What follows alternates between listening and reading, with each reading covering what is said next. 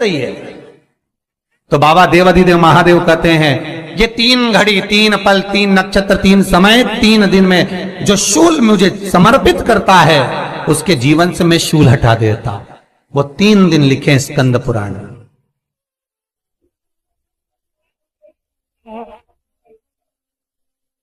महाराज बैसाख महीने में जो प्रदोष आती है, बैसाख के महीने में बहुत ध्यान से सुनना भाई, जो अपनी जिंदगी से बहुत तंग आ गए हो, परेशान हो गए हो, कष्टमय जीवन जी रहे हो, बहुत दुखी हो गए हो, उनके लिए ये स्कंद पुराण का चरित्र फिर मिले ना मिले आप प्रेम से सुन लो भाव से। पहला, बैसाख महीने की प्रदोष, चाहे वो शनिचरी प्रदोष हो, चाहे रविवार की हो, सोमवार की हो, मंगल की हो, बुधवार की हो, गुरुवार की हो, शुक्रवार की हो, शनिवार की हो, कोई भी वार की हो, पर बैसाख महीने की प्रदोष, प्रदोष काल में शाम का समय सूर्य डूब रहा हो, बस डूबा ही हो, और उस समय पर सूर्य के डूबन के तुरंत बाद बाबा को धतूरे के साथ में बेलपत्री ना चढ़ाते हुए बेलपत्री के वृक्ष के 7 कांटे बाबा के शिवलिंग पर समर्पित करे जाते हैं महाराज, अपनी जिंदगी में अड़चनों को हटाने के लिए। फिर आप जिस व्यापार में उतरे, जिस व्यवसाय में उतरे, जिस नौकरी में उतरे, आप दिल से करें, आपको तरक्की मिलेगी। आप हार नहीं सकते, नीचे नहीं आ सकते, उन्नति पर ही चढ़ेंगे। एक वैशाख मास की प्रदोष, दूसरा शिवरात्रि के दिन मध्याह्न का समय महाराज, जो बड़ी शिवरात्रि होती है माघ की, बड़ी शिवरात्रि के अंतर्गत मध्याह्न का समय, दोपहर के ठीक 12 बजे, चाहे फिर वो कोई भी दिन हो महाराज, शिवरात्रि जिस दिन पड़ रही हो,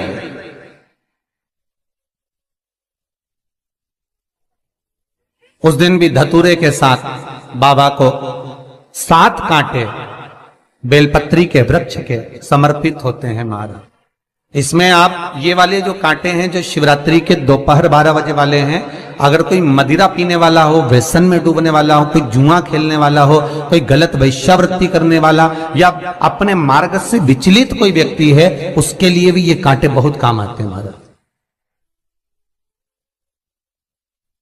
दूसरा, पार्वती तेरे द्वारा तेरे नयन अश्रु से जो प्रगटा हुआ बेल का वृक्ष है,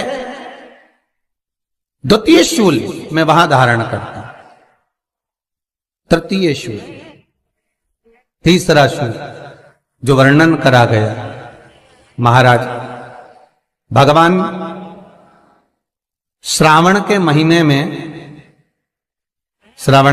में जो भी दूसरा सोमवार पड़े, जो भी पड़े, श्रावण के महीने का जो दूसरा सोमवार होता है, उस दूसरे सोमवार में रात्रि के समय पर, अर्थात शास्त्र अब घड़ी और पल का स्मरण करेंगे तो रात्रि के बजेंगे 10 से 12 बजे महाराज, 10 से 12 के बीच में धतूरे के साथ बाबा को शूल समर्पित होता है महाराज।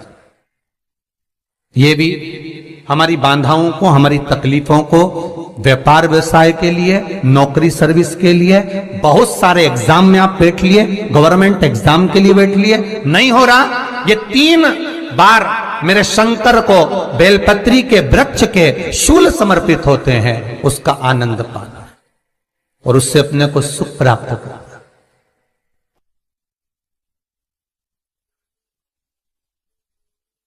कि बाबा भोलेनाथ जी के नयन अश्रु से जो प्रकट हुआ वो रुद्राक्ष का पौधा है, माता पार्वती के नयन अश्रु से जो प्रकट हुआ वो बेलपत्री का पौधा है, और उमा और महेश, जिस महेश के वंशज है महेश्वरी, जिनकी 12 खाम प्रगटी है भगवान महेश के द्वारा,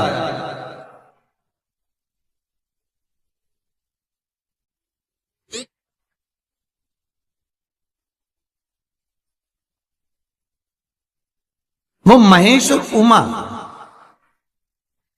उमा और महेश का जो चरित्र है कि उमा और महेश का जब प्रागट्य हुआ, उमा और महेश जब दोनों आनंद में विभोर होकर जब चलते हैं और दोनों के बैठने से तप मुद्रा से जो पौधा उत्पन्न होता है वो शमी का पौधा है।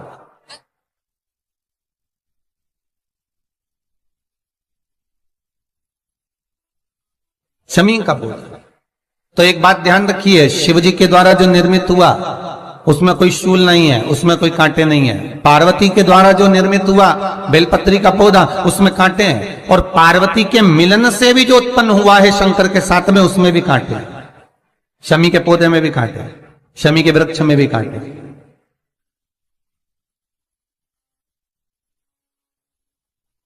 तो पार्वती जी स्कंद पुराण में एक प्रश्न कर रही हैं भोलेनाथ जी से कि प्रभु मुझे ये बताओ कि आपके द्वारा जो निर्मित हुआ उसमें शूलता नहीं है,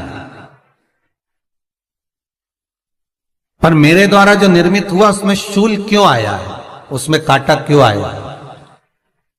थोड़ा सा माताओं, मेरी जीजियों, आपको थोड़ा बुरा तो लगेगा इस प्रसंग को सुनकर, पर लग जाए, पर आज कथा निकली है तो सुन लो है कि शिवजी जिस रुद्राक्ष को उत्पन्न कर रहे हैं उसमें शूलता नहीं है, पर पार्वती जी जो संग में मिली हैं उसमें भी शूलता है, और पार्वती के द्वारा जो प्रकट हुआ बेलपत्र उसमें भी शूलता है। तो भगवान महादेव बोलते हैं, पार्वती मैं तुझे कुछ कहूं और कहने पर तुझे तेरे हृदय में कोई बात चुभे, शूल लगे तो मुझे ठीक नहीं लगेगा। नहीं नहीं नहीं, आप कहिए प्रभु, मैं सुनने के लिए तैयार हूं, आप तो बोलो कि कारण क्या है।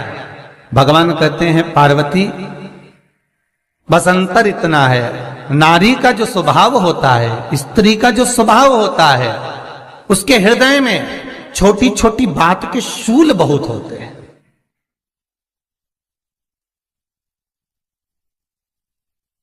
जेठानी ने ये कह दिया, देवरानी ने ये कह दिया, तुम्हारी मम्मी ये बोल दी, तुम्हारे पापा ने ये कह दिया, तुम्हारी बहनों ने ये कह दिया, तुम्हारे भाई ने ये कह दिया, तुम्हारे रिश्तेदार ने ये बोल दिया। ये नारी के भीतर ये शूलता रहती है।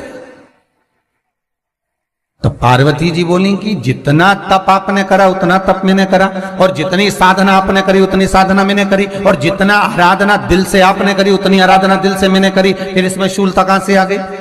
भगवान शिव बोले, बस पार्वती बात इतनी सी है कि जब मैं आराधना करने बैठता हूं तो मेरी दृष्टि में सम्मुख में कुछ नहीं होता। जब मैं आराधना करने बैठता हूं तो मेरी दृष्टि में, मेरे सम्मुख में कुछ नहीं होता कि कौन ने क्या करा है, कौन ने क्या बोला है, कौन क्या कर रहा है, उससे मुझे मतलब नहीं होता, उससे मुझे कोई मतलब नहीं।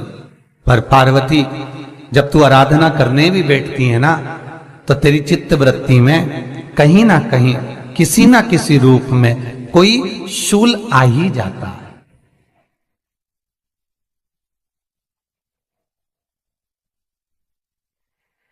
कई माताओं की आदत देखी साहब, भगवान की सेवा करने बैठी है तो भी भीतर थोड़ा सा शूलता भरी हुई है। महाराज बताओ, इतने सारे भगवान इकट्ठे कर लिए, मैंने बोला था बहू से कि वहां रख लेती है, बताओ इतने सारे यहां पर लाकर रख दिए हैं, अब इसकी सेवा करना पड़ रही है, अब ये करना पड़ रहा है।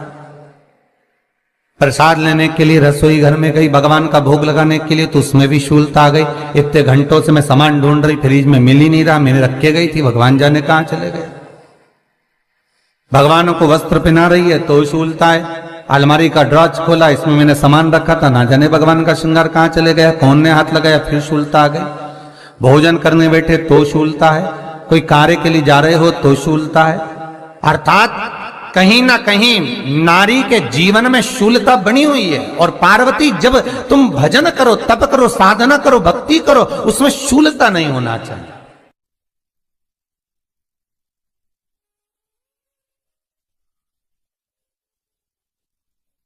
पार्वती जी ने कहा, भोलेनाथ तो क्या आप मुझे स्वीकार नहीं करेंगे बेलपत्री के रूप में? क्या मुझे स्वीकार नहीं करेंगे शमी पत्र के रूप में? पद्म पुराण, स्कंद पुराण, लिंग पुराण, नर्मदा पुराण और शिव महापुराण, ये सारी पुराणे वर्णन करती है। पार्वती जी का खंड आनंद वर्षत कर रहा है, वर्णन कर रहा है। पार्वती खंड वर्णन कर रहा है, सती खंड वर्णन कर रहा है, उमा संहिता वर्णन कर रही है। क्या आप मेरा ये बेलपत्र का स्वरूप आप धारण नहीं करेंगे? इसमें शूलता इसलिए भगवान कहते हैं नहीं नहीं, धारण तो करूंगा पर शूल धारण नहीं करूंगा। मैं शूल धारण नहीं करूंगा, मतलब बेलपत्री में जो कांटे लगे रहते हैं बेलपत्री की, उस डाली के अंदर जो कांटे शूल रहते हैं, भगवान शिव वो धारण नहीं करते। आप उस बेलपत्री को आप बड़े प्रेम से आनंद से पत्ते को निकाल लीजिए, तोड़ लीजिए, उतार लीजिए और फिर भगवान को वो प्रेम से समर्पित करो तो भगवान स्वीकार करना। पर भोलेनाथ